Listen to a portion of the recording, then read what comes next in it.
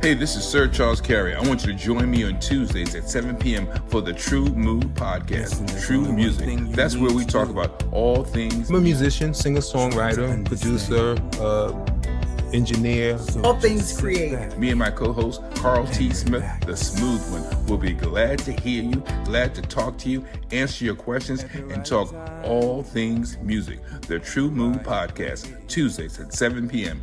Eastern Standard. Be part of the energy. I can see that thing that makes men stop, stand still, all in denial, suffer loss of will. Hey, it's about that time again. Sir Charles Carey and Carl T. Smith, the smooth one. What's going on, Carl? You got new specs? Oh, good so far. No, those are new pieces. No. Okay. Same ones. I think. Like I don't know. I mean, I got. Listen, I need them all over the place, so they may have switched. I don't know. Okay. Well, so, same ones. All right. Looking like a professor, man. How was your day, man? So far, so good. Okay. There you go. It's so all good. good. How about yours? What's going on with you? I cannot complain. I'm grateful, man. I will not complain. I'm looking forward to today's show because we have a brother that's so well versed. He does a little bit of, I can't say everything, but he does quite a few different things. And I'm ready to dig into his story. So without further ado, I'm going to bring him to the forefront. Mr. Lionel Green. What's going on, brother? How you doing? What's happening, Sir Charles and Carl T. Smith? How y'all brothers doing? How are you? Welcome. Grateful, man. Grateful. Thanks for having me, man. Oh, absolutely. Look, we have a sort of a long history, directly and indirect. Yeah. You do quite a bit. And just before the show, I found out, or I should say, I learned a little bit more about you and more that we have in common. See, we like the haberdasheries and the the exquisite wares. So This is true. Now, I haven't always been that way, man. I was the guy who, buried me in just a tight sweatsuit. But what my brother passed in 19, and he was a well-dressed dude. And then my father died in 21, and same with him. They always wore suits. So I think they threw these suits down from heaven, making me wear suits every day now. That's all right. Yeah, but I love it. It's funny talking about that. Television, and I guess you could say media, has always had a big impression on me, or had when I was a younger cat, when I was a little boy, and I would see the Rat Pack on suits, Sammy Davis Jr. and Dean Martin, and even from other programming. So I always wanted to be a guy with a suit, and literally I grew up in my work where I would wear a suit. I was in a white collar profession all my life. Although I have done other things, like I've gotten my hands dirty a few times. That's good. But look, let's start from the beginning, and then we'll work our way up. Because, like I said, you do quite a bit, and I would like for us to unpack, bit by bit. What was the young version of Lionel about? This is really what you see, man. Just the younger version. It looked like I do a lot, but I've really have always stayed in my lane of sports and entertainment. Football. From Detroit, my any given day, the Temptations or Diana Ross, or any of them would be in my house. My mother was lead singer for Martha Reeves and the Vandells for a while. And then my father was the bass player for Sam and Dave. So we always just had music in our house. And then I was always an athlete. I was an All-American football player. Growing up, one of the star athletes in Detroit. Is that high school and college, or how does that work? High school, college, and pros. Really? Yeah, when I got to real quick story. So coming out of high school, I'm All-American in football, track, and in track and field. Okay. So I'm getting all these scholarships, and I've always wanted. I trained with Walter Payton as a kid. So my parents would send me to Chicago, and I would train with him in his camp. And so I always saw the sports attorneys. So I was like, man, I'm going to be a football player, and I'm going to be a sports attorney. And so I got a scholarship to Brown, University of Brown, where I always wanted to go. And I asked the coach, said, man, we'll get you on the field your freshman year. And he said, you know, we love for you to be here. So I was like, cool. How the girls there? He said, oh, that's the most important, right? This is 1982. He said, oh, it's all boys school. I said, oh, I'm out. Yeah, I'm not going. I didn't consult my coaches. I didn't consult my parents.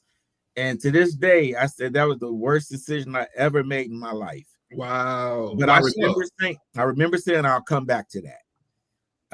So I ended up going to Fairmont State for a year. Didn't like that. So I went and tried out for the All-Army football team, which is now called the World Football Team. So okay. and I try to tell all kids, anything you're doing out here, you can do in the military, you know. But the difference is you're getting paid while you're thinking about what you want to do. Right. So I played football for the Army for 3 years, and then end up going to Canada playing for Toronto Argonauts for a couple of years. Okay. So I did that, and I got out of the military on a conflict of interest because of the money scale.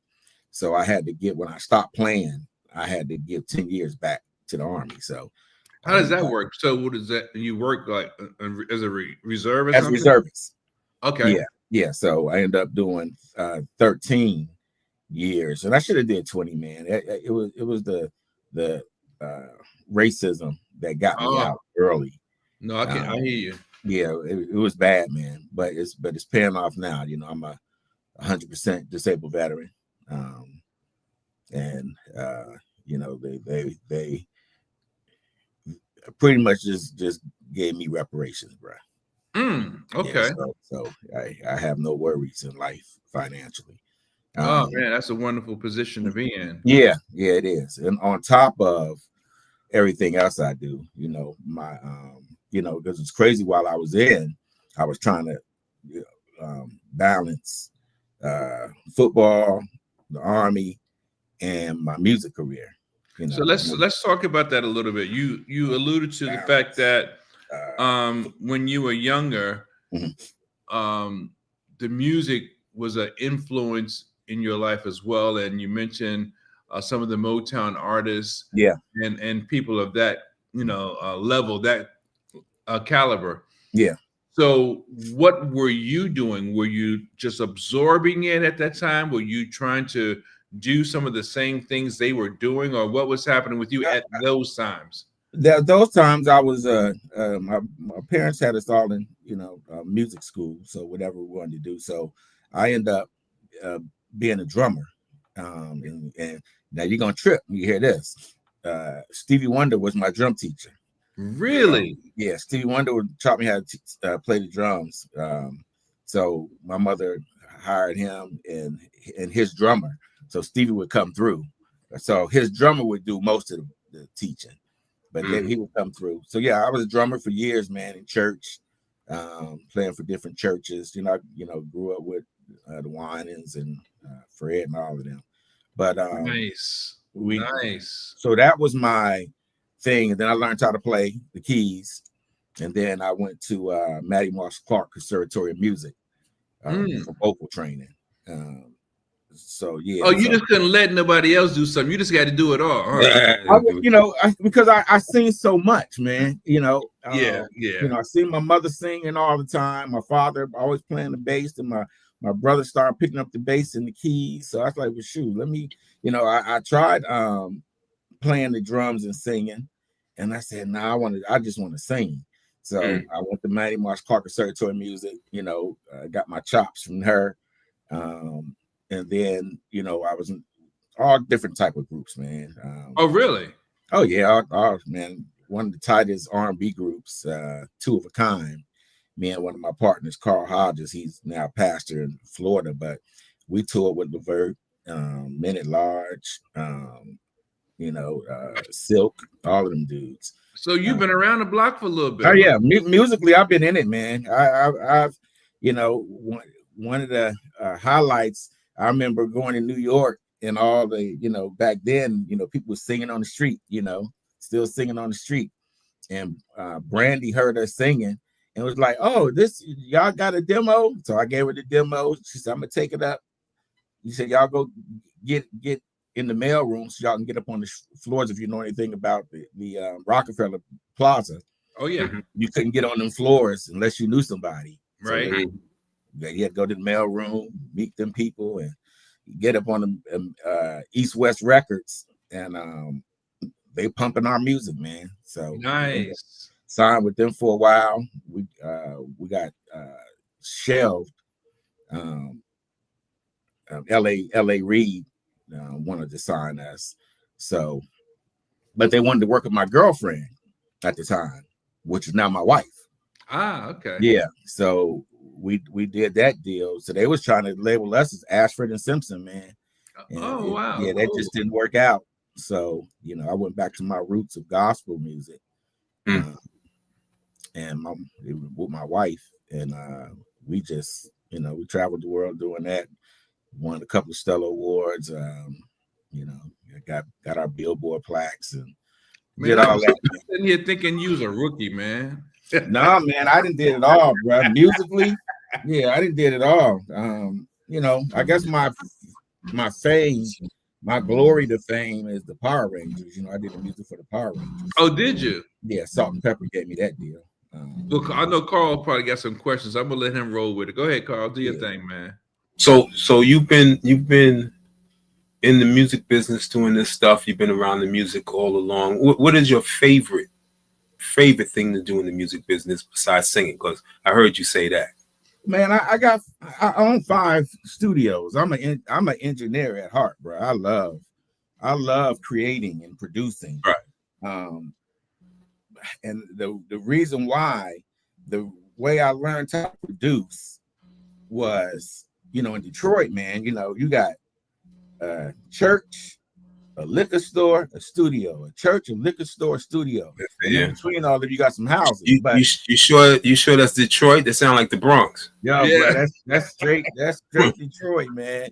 And, sound like the Bronx. Mm-hmm. Yeah. So you're producing as a producer in the, I respect a lot of the producers today, but then I don't, because I play. And I produce, and the hardest people to produce are Keith Washington. He's sitting behind me, quiet as I don't know what, and I'm playing, to see, and I'm sweating, man. I'm sweating, and like trying to get his approval, and that's how I learned how to produce. Getting kicked out of the room by Anita Baker, BB Wine said, "Man, that sounds terrible," but you had to learn. In Detroit, you got to learn. You got to learn fast if that's what you're trying to do. So I've worked with Barrett Strong. Barrett, my man. I remember when he pulled up with two Jaguars from the Raisin brand commercial. Heard it through the grapevine. He come in the gym and like, man, we just got toe off. For using his music. So yeah, I've been around it, man. I've been in the industry. I probably was the only cat that Prince would leave in the studio with him. Couldn't take no pictures. We ain't had no camera phones back then. He'd kick everybody out the studio with me. But I you love just engineering. dropped the album, what, 2 years ago? Yeah. So we trying to get back into it. I'm on a hiatus from singing and producing everything, man. When my parents died in 21, I lost my voice. Wow, sorry to hear that. I didn't know that. I lost my voice, man, and then lost the love of music until recently. Now I'm starting to hear beats again. Oh, okay, that bass line tight, So so I got studios, I built studios in all my kids' houses. I got one in my house, got one at the office, of course. But I don't produce like I used to for other people. But my wife and I really want to, and I feel bad because no fault of hers of why we haven't been putting stuff out. But are your children into the music? Oh yeah. All my son, I got a son who he wrestled in WWE, but he also a musician. All of them on either Universal Records or Virgin Records. Yeah, nice. I control all their careers. Oh, are you a manager? Yeah, well, I'm their lawyer. So right. Now I was going to ask you about that. Are you an entertainment lawyer or is it another? You are? I'm a sports entertainment attorney. Sports entertainment. Okay. Yeah. So I do a lot of my biggest thing, I guess I do. And all this is God driven, man. My 7 steps, how to put yourself in the music industry. I don't remember writing it, but it was in my computer. I know it was mine, but man, the story on that, bro, I was the first audio book ever to make. I made $2 million in 80 days, bro, off of that 7 steps how to put yourself in the music industry. Nice. But like I said, God gave me them 7 steps on what to do, on how to do it, and I just follow what my wife and I have done on how we put ourselves in the industry.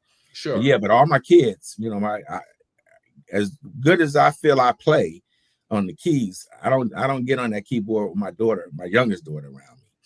Nah, she a beast, man. My son produces and sings. He probably does the best out of all of us. I mean, as far as like he's interviewed on Rolling Stone magazine, Forbes. Nice. But every time he does something, I see, because they say, his parents are gospel singers. So every time he does something, our sales go up. It's a green. Is it a green legacy? It's a green legacy, bro. Yeah. When people talk about the green room, that's us. So we, and the crazy part about it, and all my kids have said it on magazines and interviews they've done. Their rooms were over our studio growing up. Okay. And everybody has frequent. When my studio was over in Lanham in the house, I remember Princess Garden Parkway. Yeah. Everybody has frequent that studio because we got business not just from us, but from Radio One. When Radio One was over there in there, when they couldn't hold their interviews, should send them to us to do the interviews in our studio. I was there one time when Fox came through, and I don't know what they were doing. Maybe I think they were covering you guys because the buzz for WBGR was so massive. You guys had went from what one would imagine something like what we're doing here to so big. Yeah. Everyone was coming there, every type of show. Dude, let me tell you, man, we had 198 weekly live shows. When God told me to start rebuilding, and I did that, and when I bought WBGR from Baltimore WBGR AM station, it was nowhere. I couldn't imagine that. You grew it beyond what you could have imagined. Ooh, man, I couldn't imagine. I was looking at stuff every time I would say something, God would give it to us. I was like, man, we need a Hummer for the station. 2 days later, everybody called, hey man, you need a Hummer? You need a Hummer? I'm like, what? Wow, look at God. Yeah, and then when the word got out, I remember when Fox came over there, they came over there for 3 reasons. One, because of what WBGR was doing, and they found out, Leo Rush is his son. So WWE was coming to DC, so they wanted to set that up. And then they also found out that I was, me and R. Kelly were tight, one of his producers. So wanted to know how I felt about him, being in jail. Not that tight. Okay, I got you. All right. Yeah.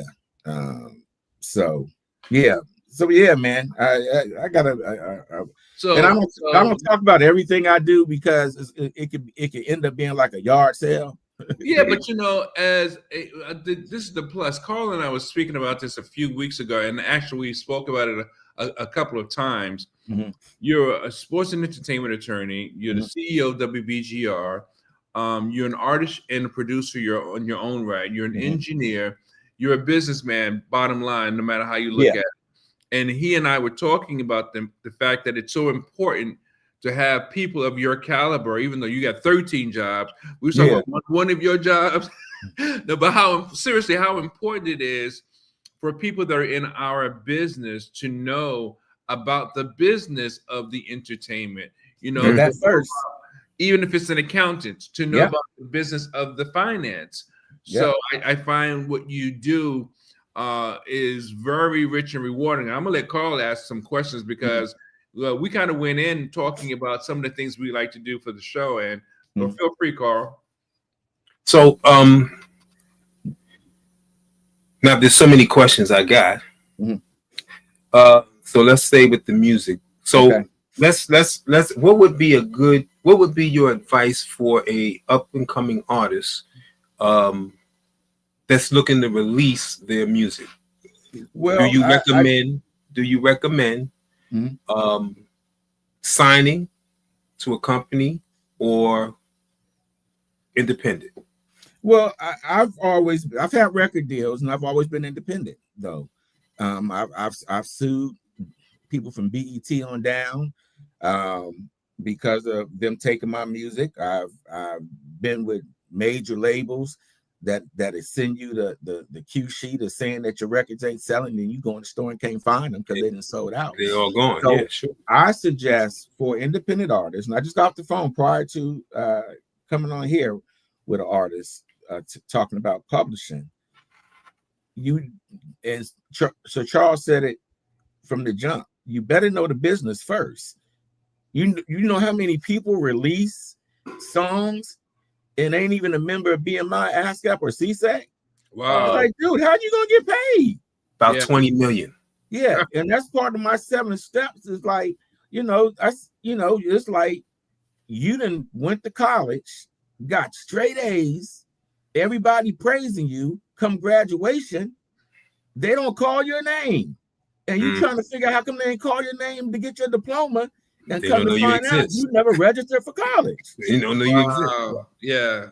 You see what I'm saying? So I tell independent artists first, I try to get them to get all their stuff in order first before you release it. Because if it hit, you don't have time to do that. And then you got to know all the components. The internet, are you registered with Sound Exchange? Because that's the only way you're gonna get paid. Next question is, what are some of the I mean, I know what they are. I've signed up with most of them, but I don't.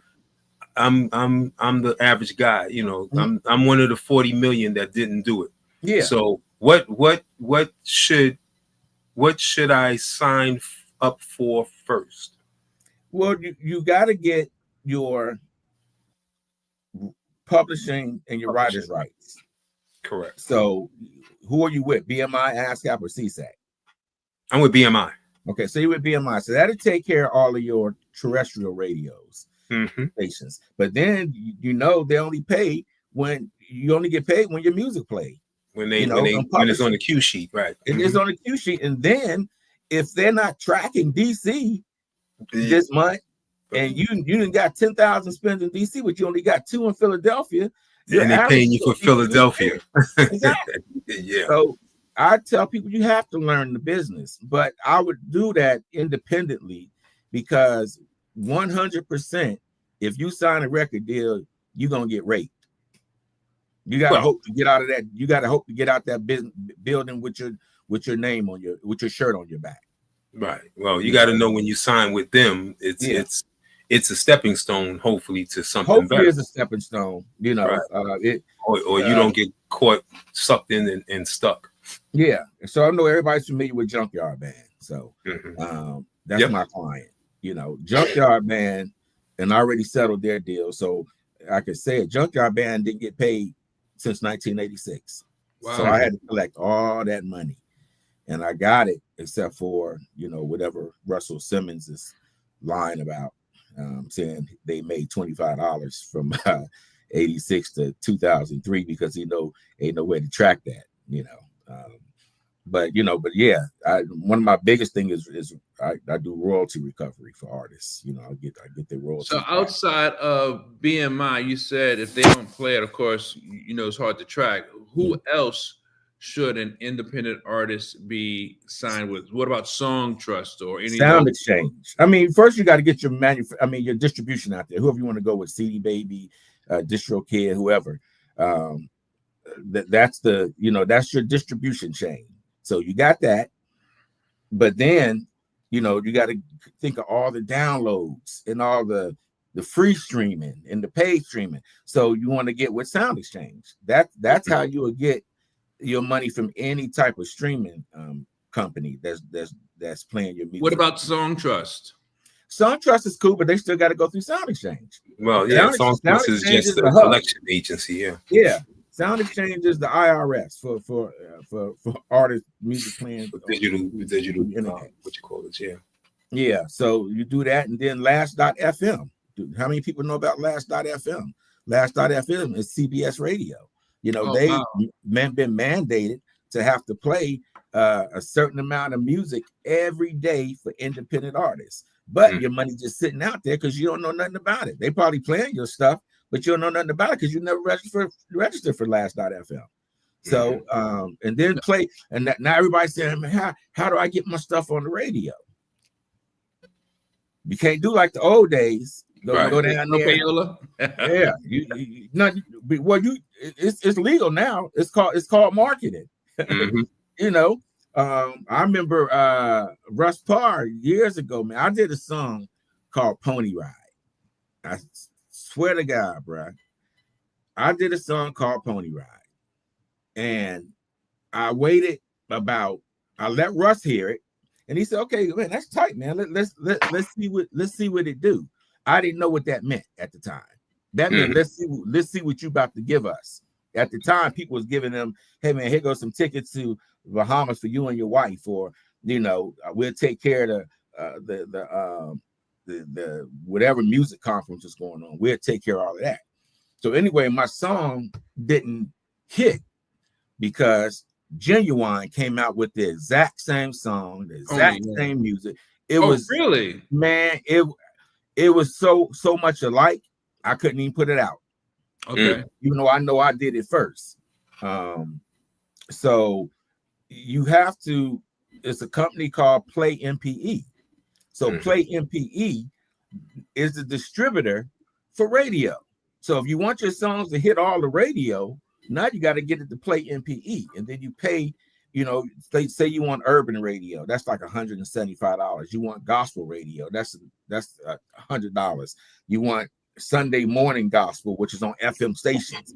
So they charge you for all these different fees, but that's the way you get your music to the program directors now. You can't go. I haven't talked to Tracy in a while, but I used to be able to just, and I'm quite sure I still can, to walk in the HUR and give it to Tracy Luttrell. I don't know if they still got their music day on Wednesdays or not, but that was the old school way of doing it. Taking her to lunch, giving her some tickets to whatever she wanted to go to, and next thing you know, you in high rotation. So we've done that. I mean, the Billboard. We got. I'm in my studio now, and on the other wall we got them. See if I can run it around. If you can see them Billboard plaques. Okay. Yes, so you got the Billboard plaques on the wall, and that's I don't want to say it's a game, but it's a game, right? It's a game. You want to get in, you gotta play the game. Yep. Now you got to play the game to get in.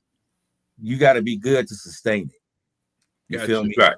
You can pay to get on Billboard, but in order to be number one, like these plaques say, somebody had to like it. Right. Yeah. So it's that mixture of how you do it. And I tell artists, and they don't do it. You want to be in the music industry? Here it is. This weekend, well, not saying, let's say this weekend is the Grammys. Right. But you still here on the weekend. Should be at the Grammys, yeah. You should be at the Grammys. Yeah. Right. Man, hey, listen, when we was coming up, bro, and it's still to this day, they got camera ready seats at every award show. When somebody is called up to get their Grammy, they doing like this to pull the people who the seat fillers. You know, so I was sitting next to Beyonce one year. Next year, I sit next to the boys, the men, because people had to get up to go get their Grammy, so they needed seat fillers. So you can pay for that. You got to do things that's going to, you know, we did gospel skate jams. You know, we on volume 10 now, but we did the skate jam for the Stella Awards for 6 straight years. You know. So now gospel skate, if you look up gospel skate jams at the historical, and I'll be in the Smithsonian, I mean in the Black Museum here shortly, but it say Lionel Green created gospel skate. You know, I was the first one to do it, you know, but then, and let me just take you back just to show you how my family is, man. The growing up in Detroit, me and my cousin were probably 2 of the tightest running backs in 82, and he was going to University of Michigan. And he said, "Cuz, man, I don't want to, you know, I love football, but I don't want to play, man. I want to create a new style of music." I was like, "Huh? I want to create a new style of music." Well, that new style of music that he created is called techno. So techno music is created by Derek May. Yeah, so Derek May is my first cousin, and he created techno music, and I remember him, you know, buying time on the radio and at midnight and playing his own music, and it was like strings and chains, and like, man, what is that? You know, then next thing you know, he's flying back from Amsterdam. I remember the first techno festival was about 10 of us out there. Now it's over 10 million. Wow. Yeah. So you know, we have my family and music is just deep, man. And then marrying my wife and her family was, you know, somewhat of the same in the islands. So it just made a good combination for our kids to do what they do, and they all play instruments and sing and jump on tours with people. So yeah, that's how it all started, man. Before it got to where I'm at now. So, like I said, I always had a love to be a lawyer too. So I ended up going back to do that. What are your thoughts on today's sound versus let's say on today's sound? Is there anything specific about being a lawyer that you like? Man, I'm talking. I get that problem. Yeah. Siri, what are your thoughts on today's music sound or music scene? Profile for you. Once I have your profile, Alexa, Paul. What do I feel about the music today? Yeah, it's terrible. You know, I can't imagine going to a concert, listening to, well, especially the rap music, hip hop. I can't understand what y'all saying. It ain't because I'm getting older. I just can't understand what you're saying. You don't know saying one rap. Oh my God, man, no. I love some of the singers, but there's no, you know, true content. Well, it's not that. It's just like everybody sound the same. Everybody trying to sound the same. Another issue. You know? Yeah. Other than Chris Brown. Oh yeah. I don't know, and it's a big thing going on with him. Like who's probably the best artist ever? Michael Jackson, Chris Brown, R. Kelly. I say it's R. Kelly, hands down. No one has ever had 21 songs on the radio at one time in all different genres of music. But he can't dance though, man. He need to. Yeah, he need to. Yeah, he had all the dancers behind him. Yeah, but, right. You know, Chris is tight. Mike is tight. Yeah, no doubt. But if you look at as far as producing and being an artist, he wrote. I mean, I sat there and watched him write songs for Michael Jackson, for the Winans, some country western artists. And the thing about it, he would go in and sing it how they supposed to sing it. Right. So it would sound just like Michael Jackson. It would sound just like whoever he was writing for. I heard that his process consisted of him actually putting himself in that space by visuals and making sure that he's in that mindset to create. Yeah, it was crazy, man. So I don't say I learned a lot from what he did. Because we was all in that same type of realm. You know, I had to end up suing Levert and them because they did a thing called tracking. Yeah, they would put you in a booth, just play music and you just sing. So that winter, spring, summer, fall was mine, and they took that out of that tracking session, and ended up having to get that back from them. I was young, so I made a mistake and grabbed it too early. I should have let it play a lot longer. Right. Okay, you get your learn your lessons. I doubled back and got BET for playing our video for 14 years without paying it. So I got them right before they sold it to Viacom. But yeah, man, the music industry's been good to me, and it still is. You know, I still get paid from the Power Rangers. I still get paid from my Wife's and I music. I'm on a lot of people's tracks. Yeah, but Carl, to answer your question, the best part for me has always been being a producer / engineer. Yeah. I love the producer. I feel that. I mean, I like creating. Yeah. You know, I like creating. I like being able to be versatile. Yeah. And I like, as I say, you know, taking like a big blob of clay, which is music notes and stuff like that, and turn it into something that I go, man, exactly. That was great. But that ain't going to be the best. My next one coming is it. Yeah. And I remember that day, I got you. I look at it a little different. It's the same. We're going to the same place. I like to look at it like a canvas, creating something out of nothing. You know? Yeah. Same thing. Yeah. You know? And that's where, you know, I would tell people, come in. How are we going to do this? We'll come in. If you got something in mind, just be prepared to keep singing, and then I'll get it. And then, you know, leave your ego at the door. I'm gonna leave mine at the door too, because we got to have like a brother and sister type relationship. If you don't like it, tell me you don't like it. Let's go a different direction.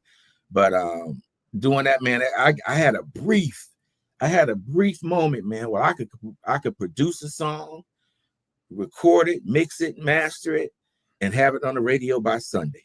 Wow. Yeah, that's what Radio One. Yeah. That's the type, you know, they knew if I was bringing it over, okay, we're gonna play this. So I love that, man. And then I think that's one of the best, not the best ways, because you can't always predict that, but that's one of the best feelings. And you know that song, whatever it is, it was meant to be birthed. It was meant to be born, because it just comes so organically, you know. Yeah. You know, like when the words come, the words fit. The moment you think of them, they don't change. They fall in the pocket, and everything just keeps flowing. I love my wife is a beautiful songwriter, man. The lyrics she writes, I mean, is amazing. So I even gave that up because of her. I used to be, I think it's some articles out that I was like the hook master, but I gave that up when I started just listening to her lyrical content. Bro, I was in the studio for 28 years straight. Every day, 28 years. And this is what, from hip hop artists to gospel artists to R&B artists, just country western, all of that, man. And I think God just gave me all this talent. Like I said, I've never claimed to be the best singer, never claimed to be the best producer, nor the best engineer. But I had enough of everything that I wouldn't get denied. Right. You know? So well, that's what it takes. It takes the best, not the best singer, but the best of the whole total package to make it. Yeah. But I got another question for you, yes, which I was trying to explain to some people. Since maybe I can get them to listen to you instead of me. How important is a split sheet? Mm. It is, I believe, it's one of the most important things you need. You know, so many people come in so unprepared. Sure. You know, absolutely. Yeah. So you gotta, you know, I tell people the studio is the right place to make mistakes, but it's not the place to not be prepared. Right. If you prepare and make a mistake, you might be okay. Yeah. I mean, when you make a mistake unprepared, you can forget it. Yeah.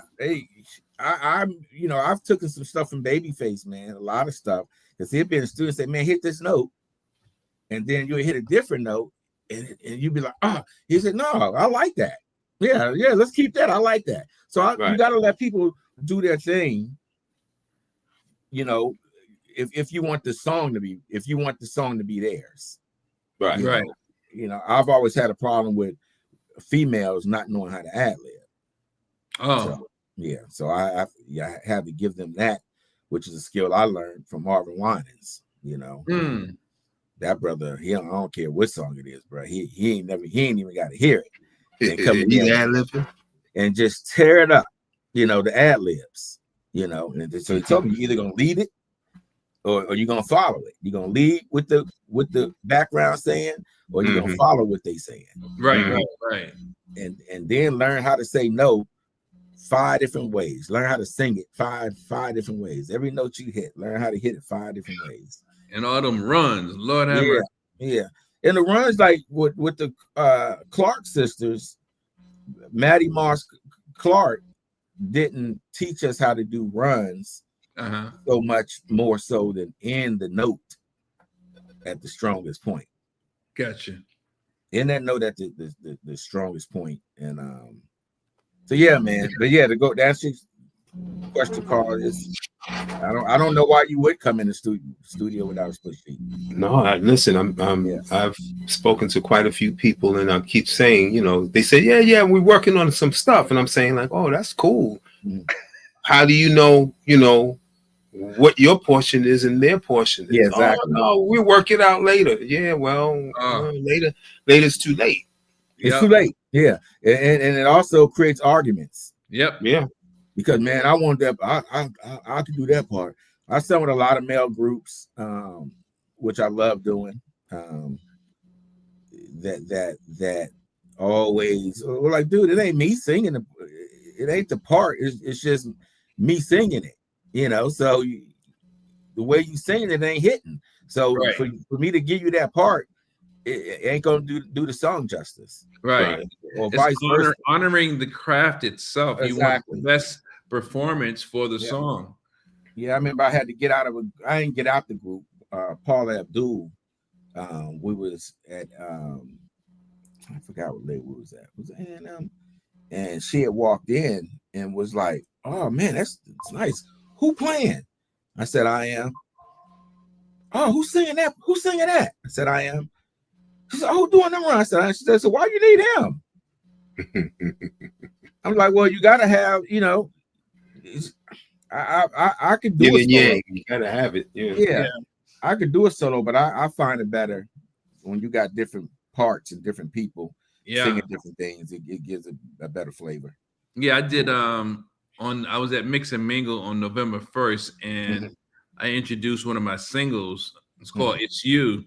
Now I did everything, of course, in the studio, but to perform live, I ain't trying to do all that. Exactly. Yeah, I get it, man. And in fact, the ladies that they did background, they created the background, and I'm thinking about taking them in the studio to add that to another version of the song, whether it's a remix or whatever, because what they did at the live show wasn't how it was recorded, and I like what they did. Yeah.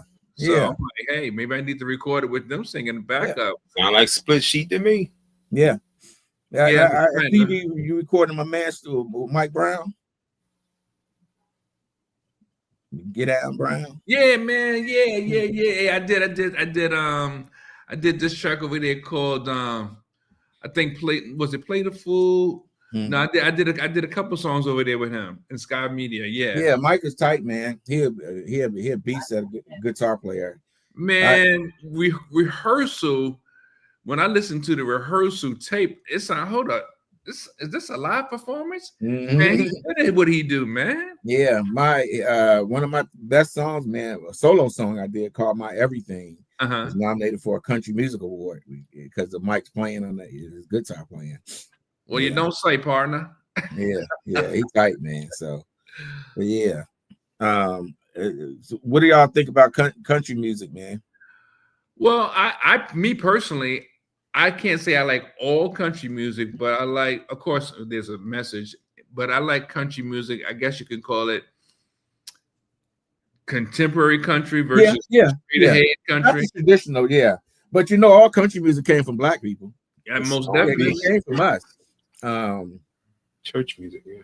Yeah, Tanya Blunt. You know, familiar with Tanya Blunt? Her and her husband now. Big country stars, man. Yeah. Now, I'm not really high on Shabuzi. I'm not against them, but it just hasn't settled in on me. Me either. So, you know what I mean? I'm glad the world loves it, and I'm glad it's a brother doing it. In fact, I was on the phone with a lady, Moni Love. You might know her. She is a promoter as well as an artist, and she said she was helping him or encouraging him on his glow up. Oh, wow. And just before he, I guess maybe a year or two or whatever the time frame I'm not clear on, but she was a big encourager because she knew his mom, and she was telling me that she was telling Shabuzi, "You're going to do it, just stick with it." And lo and behold, there he is. He blew up, man. Yeah. So just I'm happy that I hate using the word introduced. Getting back to our stuff. Something that we started. Yeah. Yeah. They're introducing us back into something that we started. But yeah, man, it's I love all music. And I feel even with this podcast, man, it's giving me goosebumps because I don't talk about it that much no more, Man, but you have a wealth of insight, and I'm glad you was able to carve out a little time to come share with us. We ain't letting you go yet because you being a sports and entertainment attorney, I definitely want to get your input on AI in the music industry. Yeah.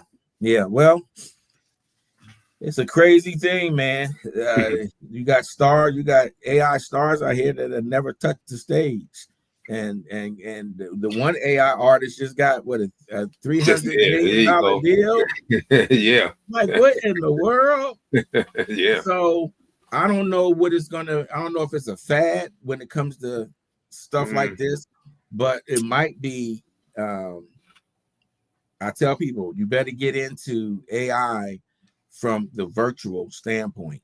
Okay, it's going to be virtual concerts, and those AI artists are going to be virtual artists that you can see. Well, that's what is going to be a hologram. Well, I mean, what is it going to be? I don't know if y'all remember. Was it a year ago or 2 years ago? It was a hologram. Mike and Whitney, right? Yeah, but it was a reality show. Oh, was it? It was a contest.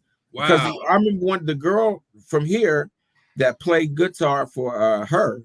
She's from this area, and she was one of the band members. But it was a hologram. You didn't get to see the people singing because they was backstage, but it was their hologram on stage. Wow. So that's where it's leading, and then even like with law, man. I mean, my contracts and everything. I mean, I still got to I got to make sure they're right. But I don't need a paralegal no more. I just talk them to AI lawyer or AI paralegal and spits out what I need. Wow. But like I said, we got to double check because a few lawyers that went into court typos with some wrong case numbers. So, but I can see AI concerts in conjunction with live performances as well. Exactly. I can see that. So it's us not liking it ain't gonna make it not happen. So it's we better jump into it.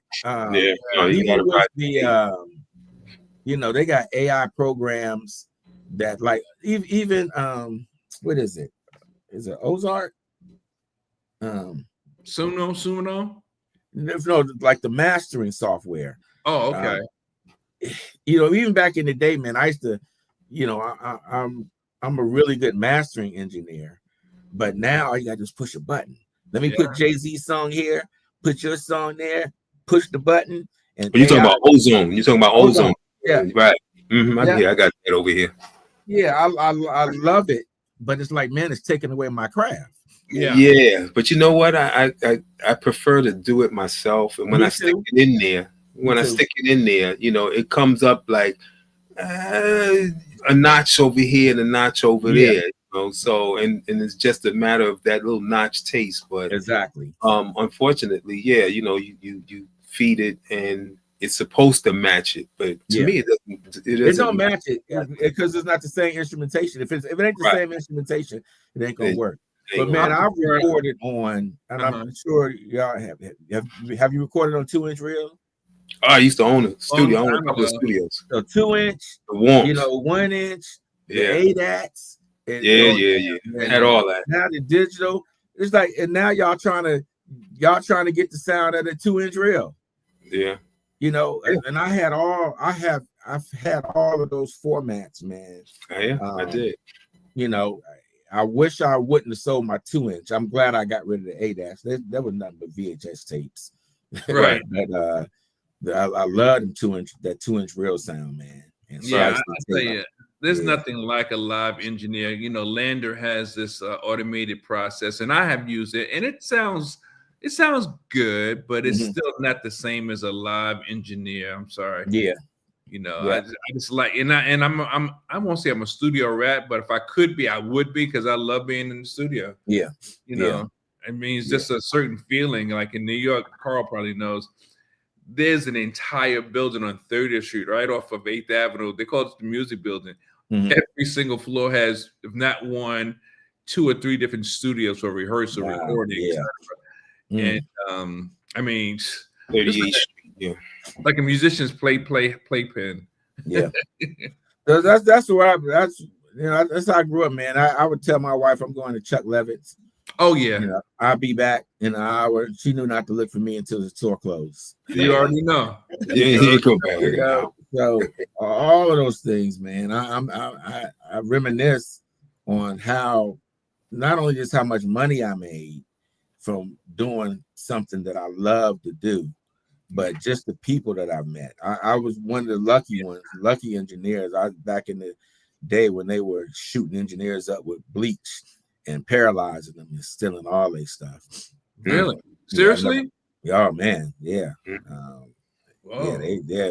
They'll shoot an engineer with some bleach, take his money, take his equipment, and everything else.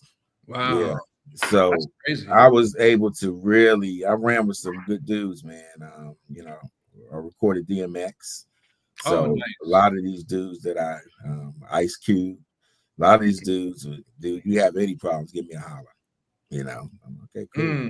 So, you're talking about that. What's your thing? Are you also, because I learned not too long ago that I'm not a singer, I'm not a songwriter, I'm not a speaker, I'm not an author. I'm just a creator, because I love creating. Yeah. So what's your take? Are you also in the video area? Man, when videos were costing $100,000, I was one of the dudes getting it. With Hype Wins, all of them. And I'm gonna tell you, my kids were, 2 of my daughters graduated from film schools, and I would pay them like $20,000. They're in high school, $20,000 to come, be my second camera. Right. So I got cranes. I got all this. I got red to this day. I got red cameras. I ain't never opened. I just got out of that realm, but I was there, man. And I remember sitting on the couch in my studio one day, well, 1 month, and like, ain't nobody calling me, And then when I started doing a little research, that's when everybody started going to them DSLR cameras. Yeah. So the $100,000 studio, videos we were making, Yeah. Because back then I was able to, you know, do you if you want to use the crane, it's gonna cost this much. If you want to use the sliding roll, it's gonna cost this much. If you want to use my dolly, it's gonna cost this. It took all that away. It's like, okay, either you're gonna shoot the video and do it right and charge this block of money, or you're not gonna be able to get it. Then when they went to them DSLR cameras, these young brothers were charging $500. Yeah, I know. And that was overpaying. That pretty much wiped it out. You know, right. I was one of those guys. I went mirrorless, or excuse me, or I would use a like Panasonic with good night vision. And I would create 30-second and 60-second spots. And I made some good change on even on Facebook, believe it or not, with strangers. Didn't know from Adam. Yeah. And then I mean, one of my partners, he came and he said, "Yo, Doc," he said, "Man, I think the video industry over from where you sit." And I said, "Why you say that?" He said, "Bruh, people shooting them on their telephones." I was waiting because I was going to say, yeah, you know, people are making this stuff on the phone. So it was like, whoa.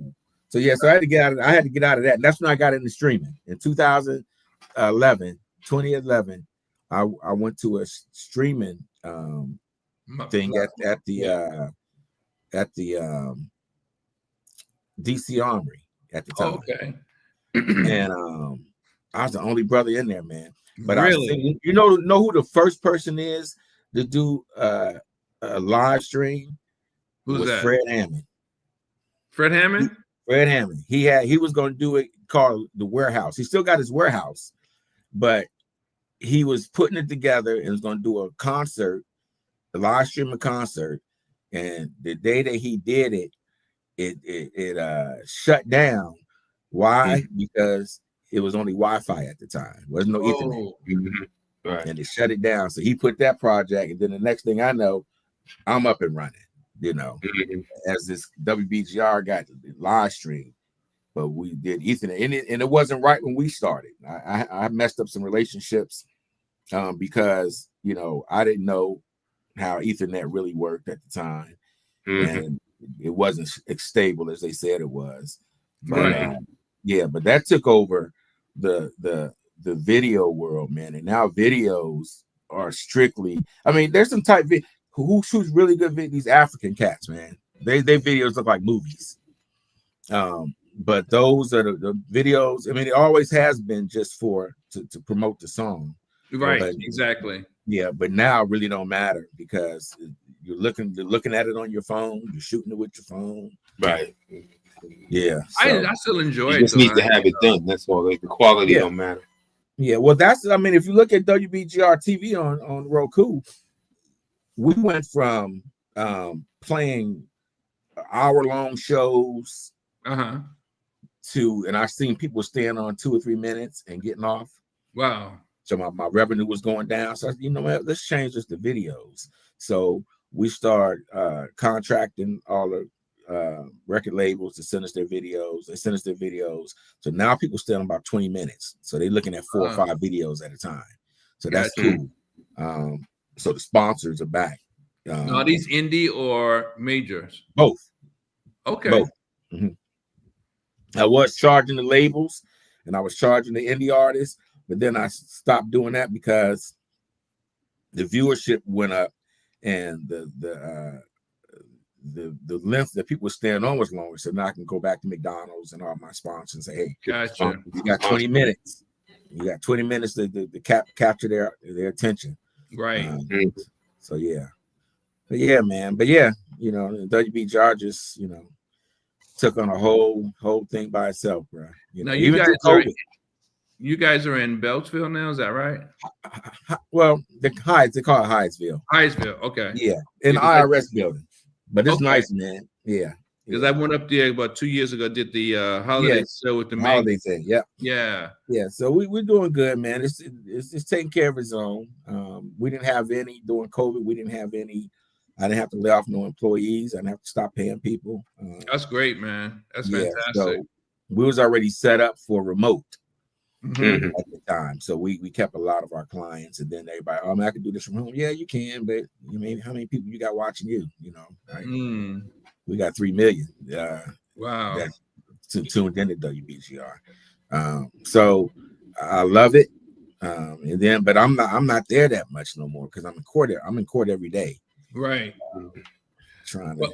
Look, I got a couple of things to talk to you about offline, so we'll make that happen later. But yeah, I definitely appreciate your insight, and I think I would like to have you back at some point because there's a lot. I know we kind of skimmed over, glossed into some things, but there's a lot to discuss, and I know that as AI evolves, as the industry evolves, as things change, regardless, there's insight that you as an indie CEO.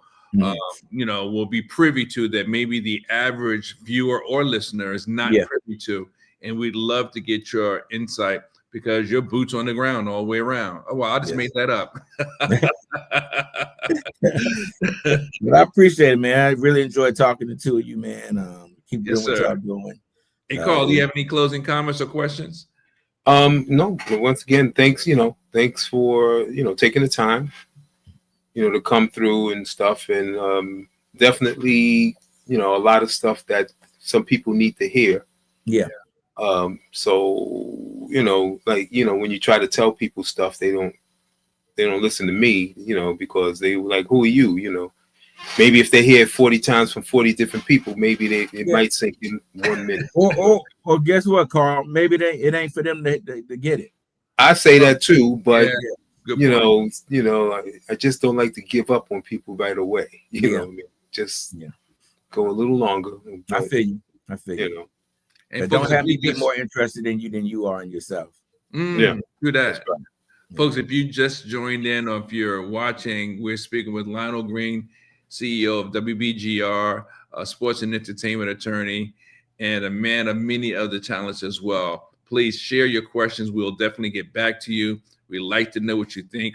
Any questions are not out of bounds. We'll hit you back. And thanks for your time. So till the next time, let's see what we got. Now it's time for Desktop Discussions.